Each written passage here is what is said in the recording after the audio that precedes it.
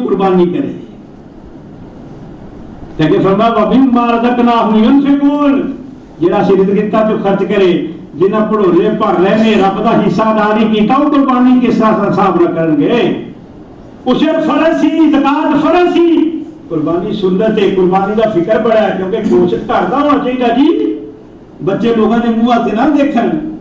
یہ گوشت واسطے کر رہے ہیں قربانی اللہ واسطے نہیں کر رہا نیتاں بدلو نظریے بدلو تصورات کی اصلاح کرو جی قربانی کرنی ہے تو اللہ کو خوش کرنے واسطے کرنی ہے